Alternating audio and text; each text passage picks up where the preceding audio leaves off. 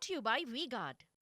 સામાન્ય રીતે બહારનું ભોજન બિન આરોગ્યપ્રદ મનાય છે અને એટલે જ માતાઓ હંમેશા આગ્રહ રાખતી હોય કે તે ઘરના મસાલાઓમાંથી અને પોતાના હાથે બનાવેલું ભોજન જ બાળકોને આપે.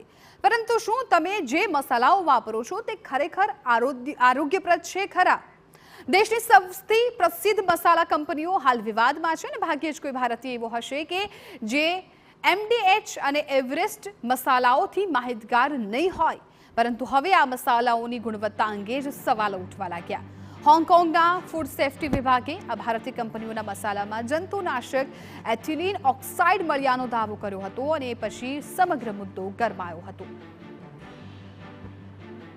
એક તરફ હોંગકોંગ આ કંપનીના મસાલાઓનું ખરીદ વેચાણ રોકવામાં આવે તેવો નિર્દેશ કર્યો હતો, તો બીજી તરફ સિંગાપોરે પણ એવરેસ્ટના ફિશ કરી મસાલાને બજારમાંથી પાછો ખેંચવાના આદેશ આપ્યા હતા. ત્યારે હવે આ જ મુદ્દે ભારતના ફૂડ સેફ્ટી વિભાગે નવેસરથી તપાસ શરૂ કરી દીધી છે. સૂત્રો પાસેથી મળતી માહિતી મુજબ food safety and standard authority of India એટલે કે FSSAI MDH અને એવરેસ્ટ સહિત તમામ બ્રાન્ડના મસાલાઓના નમૂનાઓ લેવાનું શરૂ કરી દીધું છે અને હવે તેની ગુણવત્તા અંગે તપાસ હાથ ધરાઈ રહી છે. આવનારા 20 દિવસની અંદર તમામ કંપનીના મસાલાઓને લેબ રિપોર્ટ સામે આવશે અને હકીકત શું છે તે પણ સૌની સામે આવી જશે. જોકે બીજી તરફ એવરેસ્ટ કંપનીએ સ્પષ્ટતા કરતા જણાવ્યું કે સિંગાપોરમાં તેમના મસાલાઓ પર પ્રતિબંધ નથી મુકાયો, માત્ર હાલ પૂરતું વેચાણ રોકવામાં આવ્યું છે.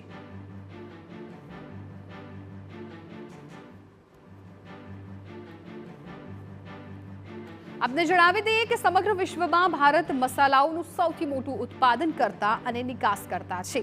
વર્ષ 2022-23માં ભારતે લગભગ 32,000 કરોડ રૂપિયાના મસાલાઓની નિકાસ કરી હતી. એમાં પણ MDHના મસાલા 100થી વધુ દેશમાં ઉપયોગમાં લેવાય છે. પણ MDH અને એવરેસ્ટના કેટલાક મસાલાઓમાં એથિલીન ઓક્સાઇડ ઝડપાયું છે. કેન્સર પર રિસર્ચ કરનારી એજન્સીએ એથિલીન ઓક્સાઇડને ગ્રુપ 1 કાર્સિનોજેનમાં રાખ્યું છે. કાર્સિનોજેન એવા પદાર્થ હોય છે કે જેનાથી કેન્સર થવાનું જોખમ વધી જાય છે અને એટલે જ હવે આ અંગે તપાસ ખૂબ જ જરૂરી બની રહે છે.